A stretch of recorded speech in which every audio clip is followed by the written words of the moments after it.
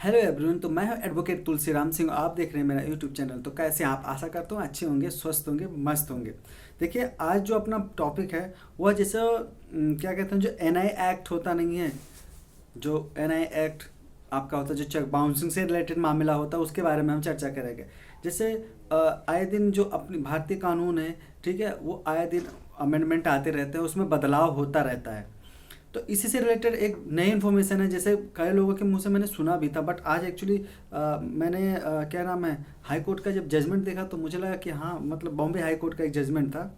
तो उसके बारे में मैं बात करूंगा और डिस्कस करूंगा आपसे। तो वीडियो पे बने रहिएगा, कहीं मत जाइएगा, वीडियो बहुत ही इंटरेस्टिंग होने वाली है।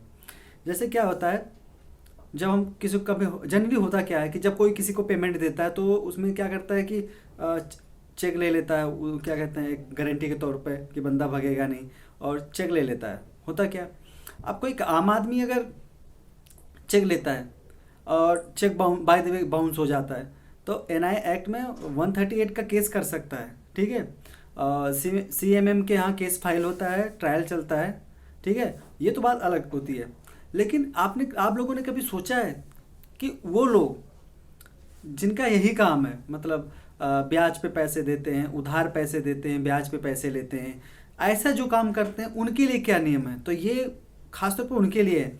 जैसे जो ये ब्याज का ही काम करते हैं या उधार लेना देना ये काम करते हैं, तो मैं उन लोगों को बताना चाहूँगा कि जैसे वो लेते हैं और जैसे ब्याज का काम करते हैं, साहूकार का काम करते हैं। जैसे जो पहले के साहूकार होते थे ना, पैसा उधार देते थे, लेते थे, आज भी वैसे लोग हैं, बट वो चोरी छुप के करते हैं। बट मतलब जो एनआई एक्ट में, मतलब जो बॉम्बे हाई कोर्ट ने साफ साफ कहा कि जैसे जो साहूकार का काम करते हैं, ब्याज पे पैसे लेते हैं, देते हैं, बदले में चेक लेते हैं गारंटी के तौर पे, उन लोगों के लिए खास गाइडलाइन बनाई है कि अगर आपने अपना ये ब्याज लेन देन का जो काम अगर अपना रजिस्ट्रेशन नहीं करवा रखा है और आप चाहते हैं कि क्या नाम है, आपका ये काम चलता रहे, तो फिर आपको वो एनआई एक्ट की कैटेगरी में नहीं रखा जाएगा। Bye the way, in case cheque bounce हो जाता है तो उसको एनआई एक्ट की कैटेगरी में नहीं रखा जाएगा। 138 के तहत आप केस फाइल नहीं कर सकते हैं। आइए हम अपनी जो रियल स्टोरी है हम उस पर चलते हैं। ठीक है, मामला बॉम्बे हाई कोर्ट का है, जिसमें एक व्यक्ति होता है जो साहूकार का काम करता है। साहूकार का काम करता है मतलब पैसे लेना, ब्याज पे देना, ये काम करता है। ठीक है, किसी आदमी को, जो इसमें रिस्पोंडेंट होता है, प्रतिवादी होता है, उसको वो 12 लाख रुपए देता है।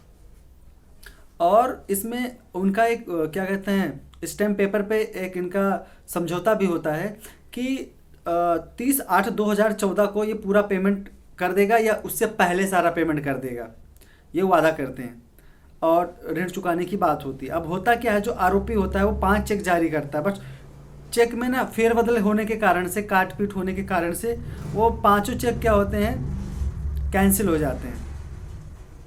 बाद में फिर आरोपी 11.5 लाख रुपए का चेक जारी करता है।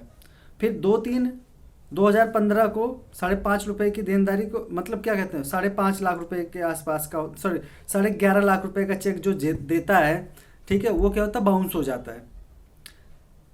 2 मार्च 2015 को चेक बाउंस हो जाता है। ठीक है, फिर जो आवेदक होता है वो नोटिस जारी करता है।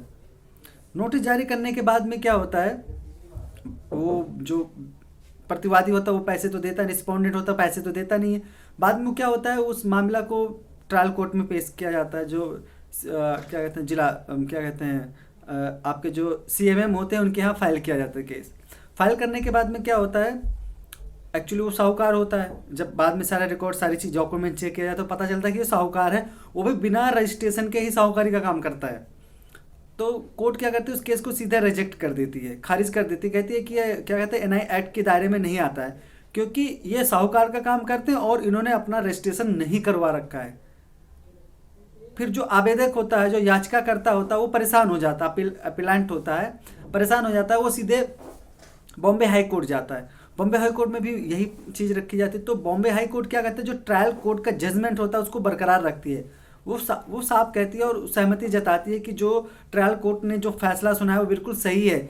अगर कोई व्यक्ति साहूकार का काम करता है और अगर उसने अपना रजिस्ट्रेशन नहीं करवा रखा है, तो अगर चेक बाउंस होता है या ऐसा मामला आता है, चेक अनादर का मामला आता है और चेक बाउंस हो जाएगा, तो उसमें क्या होगा, वो एनआई एक्ट 138 को क्या कहते हैं से प्रभावित नहीं होगा, मतलब क्या कहते हैं वो उस कैटेगरी में नहीं आएगा, वो चेक बाउंसिंग का मामला मतलब केस नहीं कर सकता। और वो भी जो माननीय हाई कोर्ट महोदय होते हैं क्या करते हैं, उस केस को ना रिजेक्ट कर देते हैं, खारिज कर देते हैं।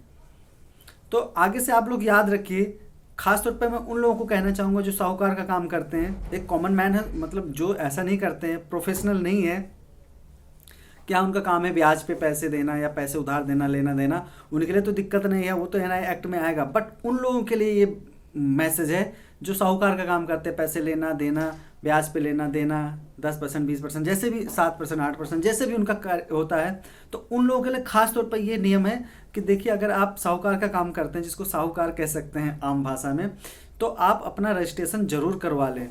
अगर आप ऐसा नहीं करवाते हैं तो इन केस इन फ्यूचर में अगर आपका कोई चेक आपके क्लाइंट द्वारा या आपके उधारकर्ता द्वारा कोई चेक दिया जाता है, अगर वो बाउंस होता है तो उसके ऊपर आप केस नहीं कर पाएंगे।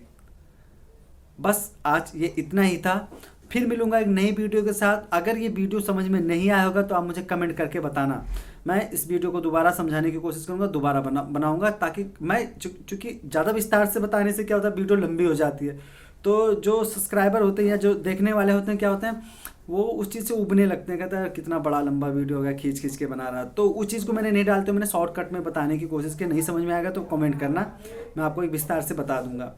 तो आशा करता हूँ आप लोग समझ गए होंगे। फिर मिलेंगे एक नई वीडियो के साथ, तब तक के लिए जय हिंद।